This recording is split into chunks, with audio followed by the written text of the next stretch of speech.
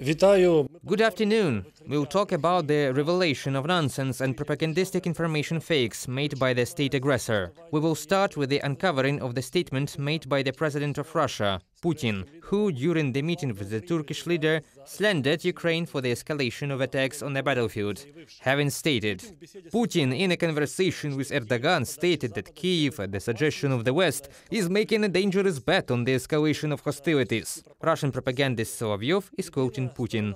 There is only one party in this war that escalates the conflict, exterminates civilians and ruins infrastructure, including the blowing up of the hydroelectric power plant. Russia. It itself will bear the brunt for all these actions. Another statement made by Putin during the conversation with the Turkish leader is not true as well. Putin called the destruction of the Kakhovka HPP a barbaric action of Kyiv at the request of Western curators. The breakdown of the Kakhovka HPP is an example of terrorist methods used by Kyiv. Russian propaganda quotes Putin. In the situation around the Kakhovka HPP, Russia is using the tactics it used before, after the shooting down of the Malaysian Boeing. Realizing that the world will not accept Russia's version, their goal is to spread as many other fake versions as possible, so that in the end, the viewer says that it is impossible to understand what is going on. No one ever will tell the truth.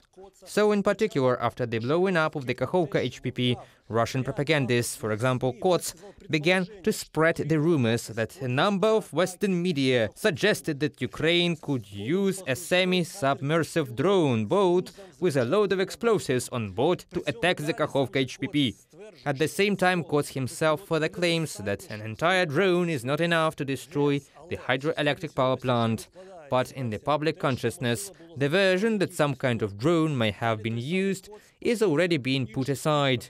Then the same court spreads another fake story, saying that it is more likely that the drone only worked as a detonator, and the main load of explosives had been laid at the station in advance, below the water level. The armed forces of Ukraine have specialists capable of carrying out such a thing.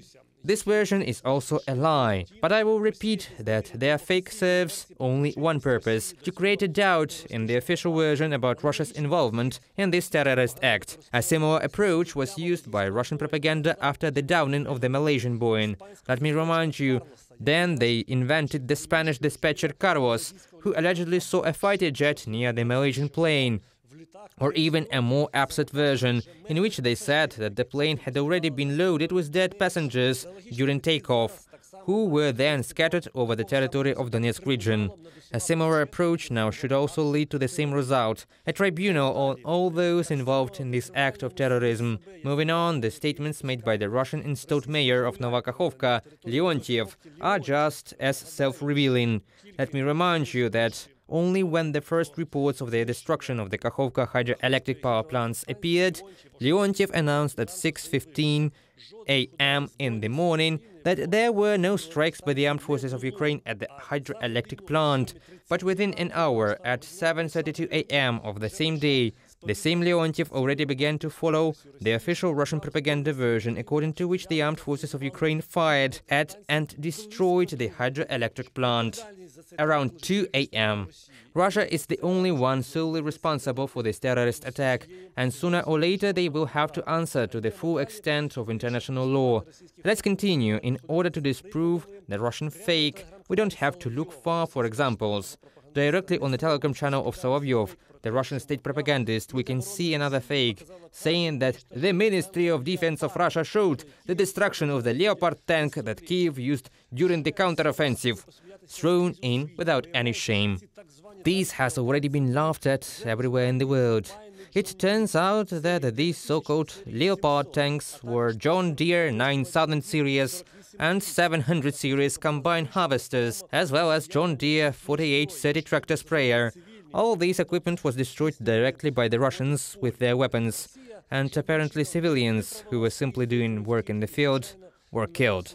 Russia has not in any way corrected its fake, and certainly has not expressed any apology or sympathy for the victims of their yet another terrorist attack. Well, another example of fakes, which we will quickly discuss today, is the example taken from RIA Novosti, which mentions that Bogdan Averin, a forensic medical expert from Donetsk region, who is in the occupied territories now, told the Russian state agency RIA Novosti that he had discovered bodies with swastikas carved on their stomachs and traces of rape, and apparently the address where the bodies were stored was given away by the captured members of the Azov unit. It is absolutely false, not supported by any evidence. The purpose of this distribution is to show that not only the Russians use anti-human methods, but the Ukrainian soldiers as well. But at the same time, unlike the Russians who commit these crimes under television cameras, the Russian propagandists cannot support their claims with any evidence. They simply refer to third parties who refer to fourth parties, not presenting any evidence of a material nature. There is another fake that has been broadcast in recent days by RIA Novosti, a state agency, as well as by other Russian mass media referring to the Ukrainian mass media, which have never spread any information or facts that the Russians allegedly wounded, murdered, or in other way harmed the head of Ukrainian intelligence Budanov. This information is also fake. Not so long ago, they spread another fake story that allegedly the commander-in-chief of the armed forces of Ukraine, Zaluzhny, was killed. As well as in the case with Budanov, the target of this fake is just to disinform. And this time it was made with a reference to a fake page of one of the Ukrainian online publications, which they themselves had drawn in Photoshop. So this page does not even exist in real life. Here I would like to end this digest with the traditional appeal to everyone who hears us. Do not trust the Russian mass media and Russian propaganda. If you live abroad, you can watch Ukrainian news in Russian on the Freedom TV channel, in English on UATV channel. Trust only the Ukrainian mass media and the Ukrainian military and political leadership. See you soon.